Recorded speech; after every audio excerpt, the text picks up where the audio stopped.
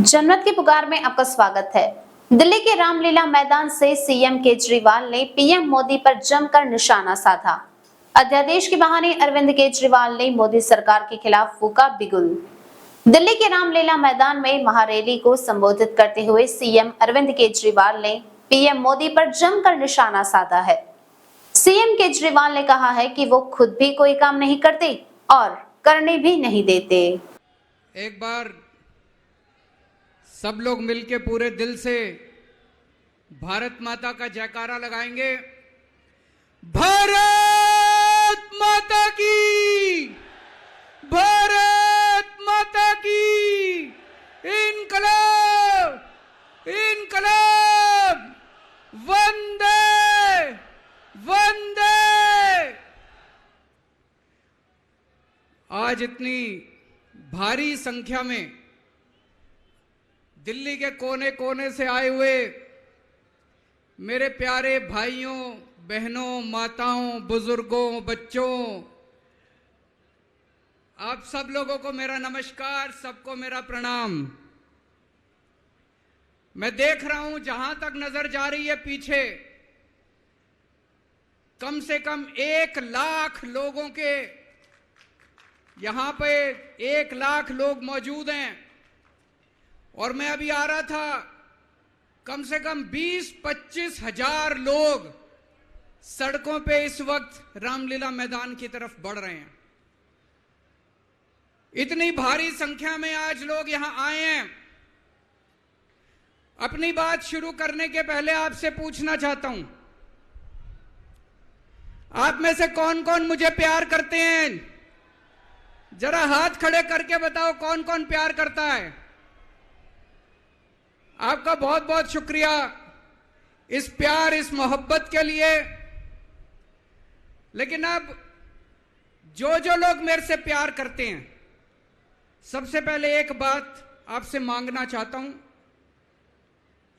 जैसा अभी सौरभ भारद्वाज जी ने कहा, सब लोग अपने अपने मोबाइल फोन निकाल लो। अभी हम देख रहे हैं यहां पे कम से कम 40-50 वीडियो कैमरा, टीवी वालों के कैमरा मौजूद हैं। अब इस मैदान में 1 लाख कैमरे चालू हो जाएंगे, 1 लाख कैमरे। सब लोग अपना अपना फोन निकालो, फोन पे वीडियो रिकॉर्डिंग चालू करो, अपनी अपनी फेसबुक चालू करो और फेसबुक लाइव कर दो। इस रामलीला मैदान से अब एक साथ 1 लाख टीवी कैमरे लाइव चालू होंगे। 1 लाख टीवी कैमरे लाइव चालू होंगे। मैं सबसे पहले कपिल सिब्बल साहब का बहुत बहुत शुक्रिया अदा करता हूं। हमारे इनविटेशन पे आज वो आए। कई साल के बाद आज हम लोग रामलीला मैदान में इकट्ठे हुए हैं। आज से 12 साल पहले, 12 साल पहले इसी रामलीला मैदान में इकट्ठे हुए थे हम लोग भ्रष्टाचार के खिलाफ। इस मंच को मैं नमन करता हूं। यह बहुत पवित्र मंच है। आज से 12 साल पहले भ्रष्टाचार के खिलाफ इकट्ठे हुए थे। आज इसी मंच से एक अहंकारी तानाशाह को इस देश से हटाने के लिए फिर से इकट्ठे हुए हैं। दोस्तों, तानाशाही को खत्म करने के लिए फिर से इकट्ठे हुए हैं। और जैसे उस वक्त भ्रष्टाचार के खिलाफ आंदोलन हमारा सफल हुआ था, आज इसी मंच से जो आंदोलन शुरू हो रहा है, हमारे देश के अंदर जो तानाशाही लाई जा रही है उसे खत्म करने का जो आंदोलन शुरू हो रहा है, जनतंत्र को खत्म करने का जो आंदोलन शुरू हो रहा है, संविधान को बचाने का जो आंदोलन आज शुरू हो रहा है, बहुत जल्दी इस आंदोलन को भी सफलता मिलेगी। सुप्रीम कोर्ट ने दिल्ली के लोगों के हक में फैसला दिया। 8 साल तक दिल्ली के लोगों ने लड़ाई लड़ी सुप्रीम कोर्ट के अंदर। सुप्रीम कोर्ट में हमारे वकील अभिषेक मनु सिंघवी साहब ने दिल्ली के लोगों की तरफ से लड़ाई लड़ी। सबसे पहले मैं आज इस मंच से सिंघवी साहब का भी दिल्ली के लोगों की तरफ से शुक्रिया अदा करता हूं, जिन्होंने दिल्ली के लोगों को उनका हक दिलाया। दोस्तों, 11 मई, आज 11 जून है, आज से 1 महीने पहले 11 मई को देश की सर्वोच्च अदालत, सबसे बड़ी अदालत सुप्रीम कोर्ट की भी कॉन्स्टिट्यूशन बेंच, उसने आदेश पारित किया दिल्ली के लोगों के हक में। और उसके 8 दिन के बाद, 1 हफ्ते के बाद 19 मई को देश के प्रधानमंत्री ने सुप्रीम कोर्ट के आदेश को खारिज कर दिया। दोस्तों, देश की सबसे बड़ी अदालत के फैसले को प्रधानमंत्री ने खारिज कर दिया। प्रधानमंत्री कहते हैं मैं सुप्रीम कोर्ट को नहीं मानता। देश के प्रधानमंत्री कहते हैं मैं सुप्रीम कोर्ट को नहीं मानता। 75 साल के भारत के इतिहास में पहली बार एक प्रधानमंत्री आया है जो कहता है मैं सुप्रीम कोर्ट को नहीं मानता। पूरे देश के लोग स्तब्ध हैं। पूरे देश के लोगों को यकीन नहीं हो रहा, इतना अहंकारी प्रधानमंत्री को इतना अहंकार। प्रधानमंत्री कहता है मैं सुप्रीम कोर्ट को नहीं मानता। देश के गली गली में चर्चा हो रही है, घर घर में चर्चा हो रही है, ये मोदी जी को क्या हो गया, इतना अहंकार हो गया इनको, इतना अहंकार हो गया इनको। दोस्तों, देश के अंदर अब जनतंत्र खत्म हो रहा है। इसी को तानाशाही कहते हैं। जब देश का प्रधानमंत्री कहता है मैं सुप्रीम कोर्ट को नहीं मानता, इसी को तानाशाही कहते हैं, इसी को हिटलर शाही कहते हैं, जनतंत्र खत्म होना कहते हैं। मैं बताना चाहता हूं आखिर इस सुप्रीम कोर्ट के आदेश में ऐसा क्या है। सुप्रीम कोर्ट ने ऐसा क्या कह दिया कि प्रधानमंत्री जी कह रहे हैं कि मैं सुप्रीम कोर्ट के आदेश को नहीं मानता। सुप्रीम कोर्ट ने अपने आदेश में बोला कि भारत एक जनतंत्र है, भारत में जनता सुप्रीम है, जनता अपनी सरकार चुनती है, उस सरकार को जनता के काम करने का पूरा अधिकार होना चाहिए। दिल्ली में भी लोग सरकार चुनते हैं, दिल्ली की सरकार को भी, जिस भी सरकार को दिल्ली के लोग चुनते हैं, चाहे इस पार्टी की सरकार हो चाहे उस पार्टी की सरकार हो, सुप्रीम कोर्ट ने कहा कि जो भी सरकार दिल्ली के लोग चुनते हैं, जनता सुप्रीम है, दिल्ली की जनता सुप्रीम है, उस सरकार को काम करने का अधिकार होना चाहिए। मैं आपसे पूछना चाहता हूं, क्या सुप्रीम कोर्ट ने गलत बोला? क्या प्रधानमंत्री को सुप्रीम कोर्ट का आदेश मानना चाहिए? मोदी जी कहते हैं मैं सुप्रीम कोर्ट का आदेश नहीं मानता। मोदी जी ने अध्यादेश पारित कर दिया और सुप्रीम कोर्ट के आदेश को खारिज कर दिया। मोदी जी का अध्यादेश क्या कहता है? प्रधानमंत्री जी ने ये जो अध्यादेश पारित किया, ये क्या कहता है? मोदी जी का अध्यादेश कहता है कि अब दिल्ली के अंदर जनतंत्र नहीं होगा, अब दिल्ली के अंदर तानाशाही चलेगी, अब दिल्ली के अंदर जनता सुप्रीम नहीं है, अब दिल्ली के अंदर एलजी सुप्रीम होगा। अब दिल्ली के अंदर चाहे जनता जिसको मर्जी वोट दे, चाहे जनता जिसकी मर्जी सरकार बनाए, प्रधानमंत्री जी कहते हैं सरकार तो मैं ही चलाऊंगा, मेरी तानाशाही चलेगी। अब जनता सुप्रीम नहीं है, जनता की नहीं चलेगी, जनता की सरकार की नहीं चलेगी। प्रधानमंत्री जी कहते हैं एलजी के जरिए मैं सरकार चलाऊंगा। 26 जनवरी 1950 को हमारे देश का संविधान लागू हुआ।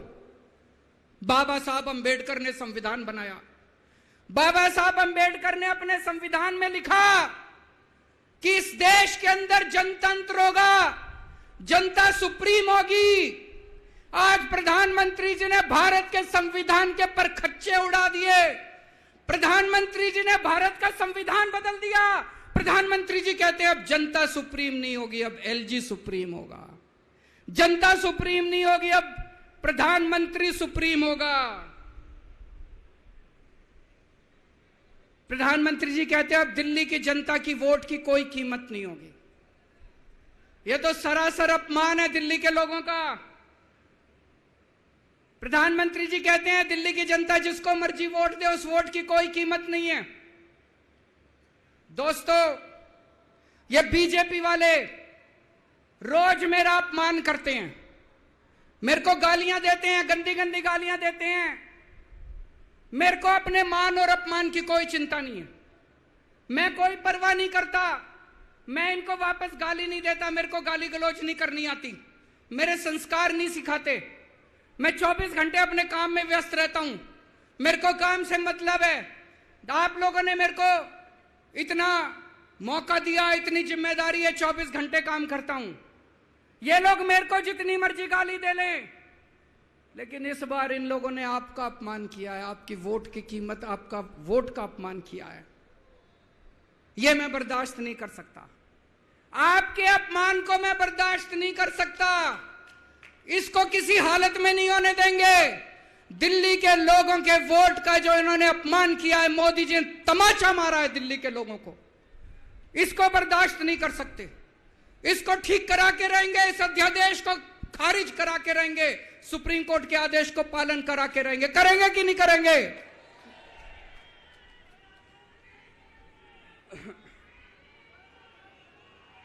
मैं पूरे देश में घूम रहा हूं, हर राज्य के अंदर गया। मैं पिछले दिनों पूरे देश के अंदर घूम रहा हूं, सारी पार्टियों के नेताओं से मिला। मैं आपको दिल्ली के लोगों को बताना चाहता हूं, देश के सारे लोग आपके साथ हैं। आप ये मत समझना आप अकेले हो। 140 करोड़ लोग आपके साथ हैं। वेस्ट बंगाल के लोग आपके साथ हैं, तमिलनाडु के लोग आपके साथ हैं, केरला के लोग आपके साथ हैं, महाराष्ट्र के लोग आपके साथ हैं, बिहार के लोग आपके साथ हैं, उत्तर प्रदेश के लोग आपके साथ हैं, मध्य प्रदेश के लोग आपके साथ हैं। 140 करोड़ लोग मिलके इस अध्यादेश का विरोध करेंगे, जनतंत्र को बचाएंगे दोस्तों। और मैं पूरे देश के लोगों को बोलना चाहता हूं, यह मत सोचना कि यह केवल दिल्ली वालों के साथ हुआ है। मुझे अंदर से पता चला यह मोदी जी का पहला वार है। ऐसा ही अध्यादेश, जो अध्यादेश आज दिल्ली में पारित किया गया, जिस अध्यादेश के जरिए दिल्ली वालों की ताकत खत्म कर दी गई, इस अध्यादेश के जरिए, जिस अध्यादेश के जरिए दिल्ली के अंदर आज तानाशाही लागू की जा रही है, कल यही अध्यादेश राजस्थान के लिए लाया जाएगा, कल यही अध्यादेश पंजाब के लिए लाया जाएगा, कल यही अध्यादेश मध्य प्रदेश के लिए लाया जाएगा, कल यही अध्यादेश महाराष्ट्र के लिए लाया जाएगा। इसे अभी रोकना पड़ेगा, सबको मिलकर अभी रोकना पड़ेगा दोस्तों।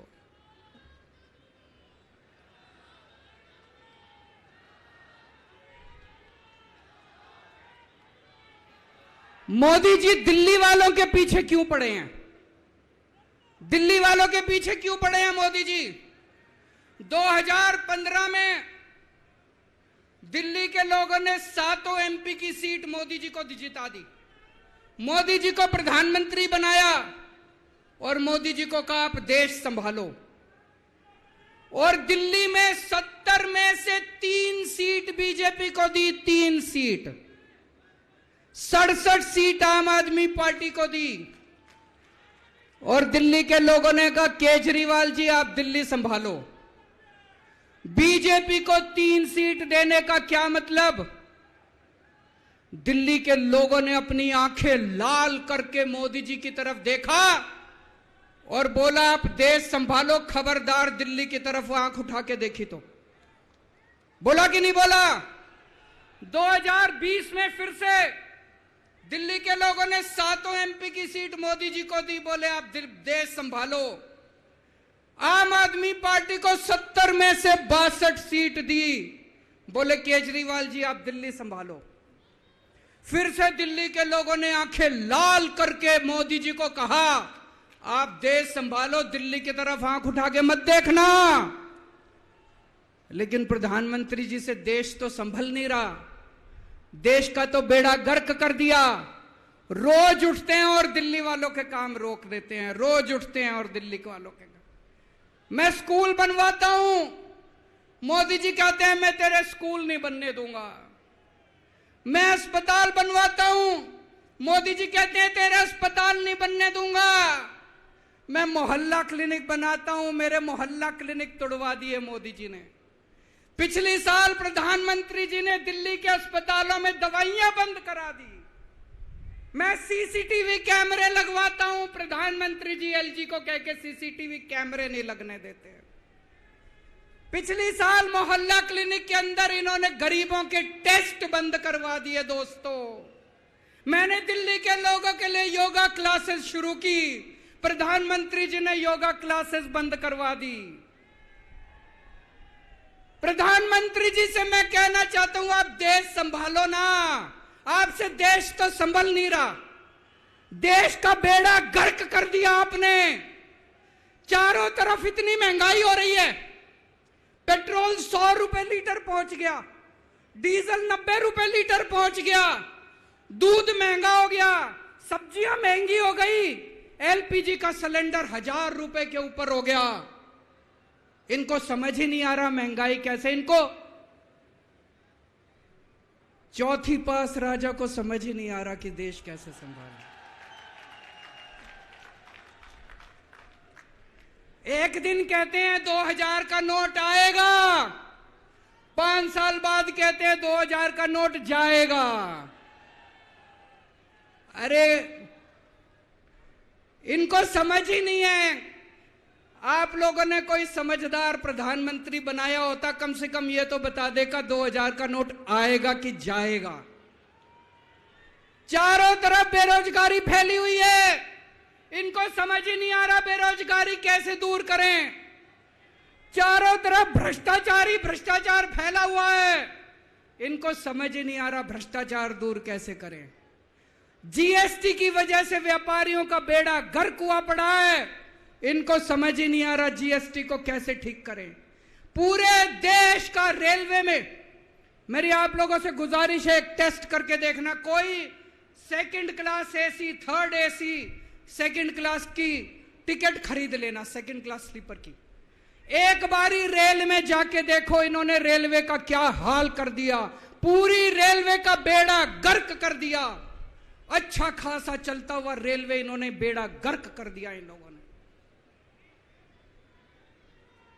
2002 में प्रधानमंत्री जी गुजरात के मुख्यमंत्री बने। 12 साल गुजरात के मुख्यमंत्री रहे। पिछले 9 साल से देश के प्रधानमंत्री हैं। 21 साल हो गए मोदी जी को राज करते करते, 21 साल। 2015 में मैं दिल्ली का मुख्यमंत्री बना।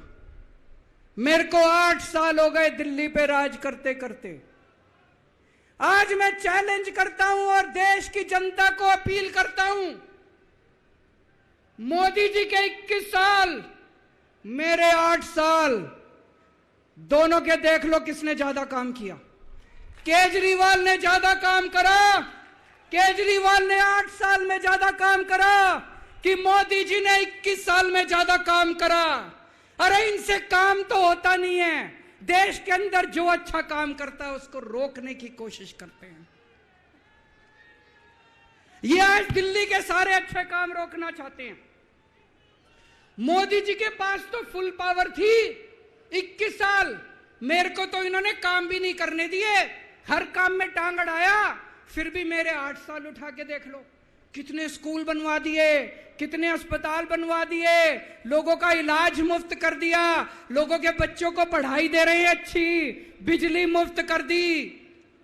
मैंने बिजली मुफ्त करी, मोदी जी कह रहे हैं फ्री की रेवड़ी बांट रहा है। अरे गरीबों के हाथ में अगर 4 रेवड़ी रख दी तो कौन सा बुरा हो गया।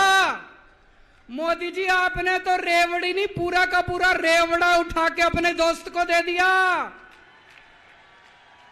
पूरा का पूरा देश उठा के अपने दोस्त को दे दिया। पूरा की पूरी केंद्र सरकार उठा के अपने दोस्त को फ्री में दे दी। मैंने तो 4 रेवड़ी रखी थी एक एक हाथ में, गरीबों के हाथ में, आपने तो रेवड़ा ही उठा के दे दिया सारा का सारा। अब लोग प्रधानमंत्री जी से पूछने लगे हैं कि केजरीवाल ने इतने स्कूल बना दिया, आपने क्या किया। उनके पास कोई जवाब नहीं है। अभी पिछले साल में गुजरात का चुनाव लड़ने गया,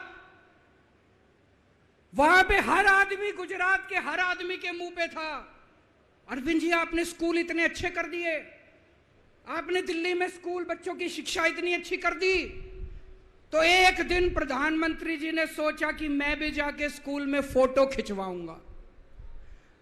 पूरे गुजरात में ढूंढने से उनको एक स्कूल नहीं मिला जिसमें मोदी जी फोटो खिंचवा ले। एक स्कूल, 30 साल से गुजरात में बीजेपी की सरकार है, एक स्कूल नहीं मिला। इनको एक स्टूडियो के अंदर टेंट लगा के एक क्लास, फर्जी क्लास बनानी पड़ी। 10 बच्चे बुलाए, डेस्क लगाए, वहां पे मोदी जी एक बच्चे के साथ बैठे और उन्होंने फोटो खिंचवाई। अब लोग प्रधानमंत्री जी से पूछने लगे कि केजरीवाल ने इतना काम कर दिया, आपका काम कहां है। तो अब मोदी जी ने तय किया मैं केजरीवाल को काम नहीं करने दूंगा। उन्होंने मनीष सिसोदिया को उठा के जेल में डाल दिया। उनको लगा मनीष सिसोदिया को जेल में डालने से शिक्षा के काम रुक जाएंगे।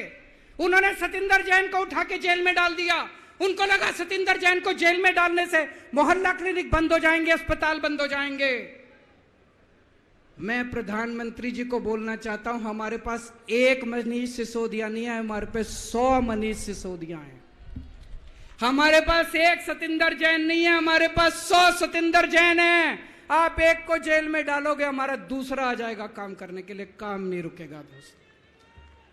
जब इनको जेल में डालने से काम नहीं चला तो अब ये ऑर्डिनेंस लेके आए हैं और ऑर्डिनेंस से ये सारा काम रोकना चाहते हैं। दोस्तों,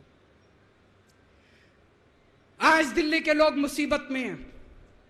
दिल्ली के लोगों के ऊपर यह अध्यादेश थोपा जा रहा है। आपने पिछली बार 7 MP को वोट दिया था, कहां है वो सातों के सातों? अपने घर में दुबक के बैठे हैं। वो बीजेपी के गुलाम है, वो आपके नहीं है, आपके सगे नहीं है, वो बीजेपी के गुलाम है। आपको कल को मुसीबत आती है तो केवल आपका बेटा, आपका भाई केजरीवाल आपके साथ खड़ा है, वो कभी खड़े नहीं होंगे। दोस्तों,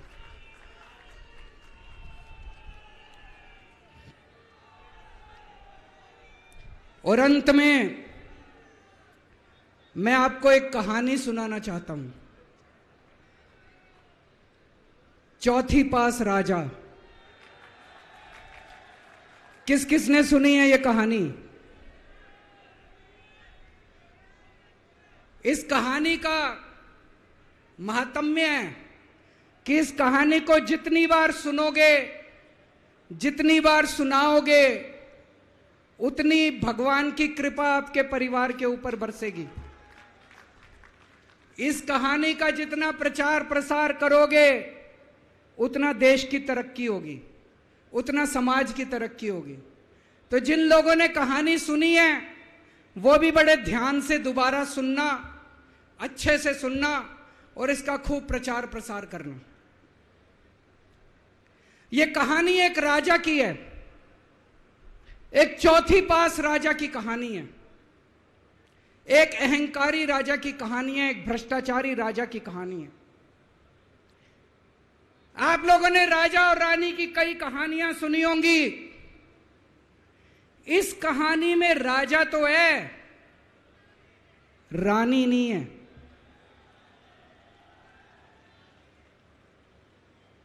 तो एक महान देश था, कई हजार साल पुराना देश।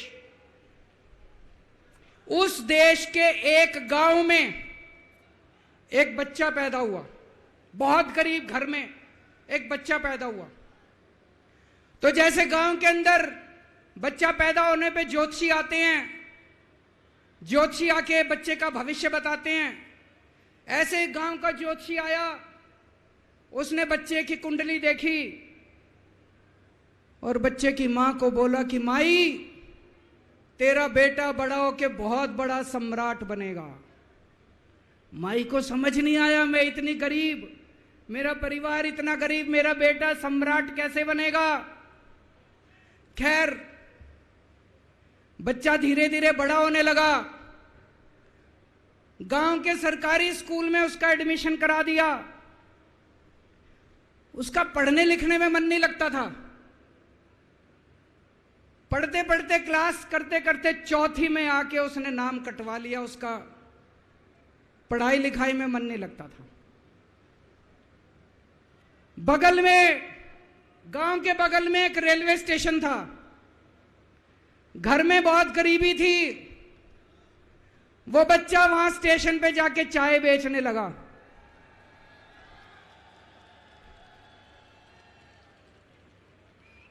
चाय बेच के अपना गुजारा करता था।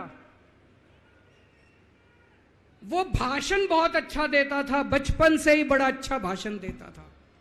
गांव के लड़कों को इकट्ठा कर लेता और भाषण देना चालू करता।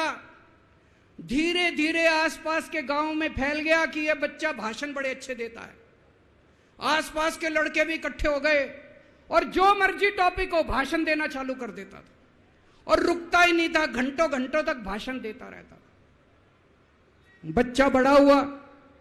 ज्योतिषी ने कहा था बड़ा होके बच्चा उस महान देश का सम्राट बन गया। लेकिन राजा तो अनपढ़ था, उसे तो कुछ आता नहीं था। अफसर आते, उस अनपढ़ राजा से जहां मर्जी साइन करा लेते, जहां मर्जी जो मर्जी साइन करा लेते। वो राजा अनपढ़ था, उसे लगता था मैं अगर अफसरों से पूछूंगा तो मेरी कमजोरी सबके सामने प्रकट हो जाएगी। अफसरों को लगेगा मेरे को कुछ आता नहीं है। अफसर जो मर्जी लेके आते थे वहां साइन कर देता था। वो धीरे धीरे पूरे देश के अंदर फैल गया कि राजा अनपढ़ है, राजा अनपढ़ है। राजा को बड़ा बुरा लगने लगा। तो राजा ने कहीं से एक फर्जी डिग्री का जुगाड़ कर लिया। एक फर्जी डिग्री का जुगाड़ कर लिया, एमए की डिग्री का। और राजा बोला मैं एमए हूं। पर सच्चाई तो पूरे देश को पता थी, राजा तो अनपढ़ था। धीरे धीरे राजा अहंकारी भी होता गया। अहंकारी राजा और ऊपर से अनपढ़। जो मर्जी उस राजा के पास जाता और राजा से कुछ भी पास करा के ले आता। एक बार कुछ लोग गए, राजा को बोले जी नोटबंदी कर दो, नोटबंदी करने से भ्रष्टाचार खत्म हो जाएगा, आतंकवाद खत्म हो जाएगा। राजा को कुछ समझ नहीं आया। राजा की खूब चमची मारी उन्होंने। राजा ने एक दिन शाम को टीवी पे आके 8 बजे नोटबंदी कर दी। पूरे देश का बेड़ा गर्क हो गया दोस्तों। लंबी लंबी बैंकों के सामने लाइनें लग गई। कई लोग मर गए, दुकानें बंद हो गई, रोजगार बंद हो गए, बड़ी बड़ी इंडस्ट्री बंद हो गई। पूरे देश का बेड़ा गर्क हो गया। फिर एक दिन कोई आके बोला जी 2000 का नोट ले आओ। राजा 2000 का नोट ले आया। 4 साल बाद कुछ लोग आके बोले जी 2000 का नोट बंद कर दो। राजा ने 2000 का नोट बंद कर दिया। राजा को अक्ल तो थी नहीं, बेवकूफ था, अनपढ़ था। कभी 2000 का नोट चालू करता था, कभी 2000 का नोट बंद करता था।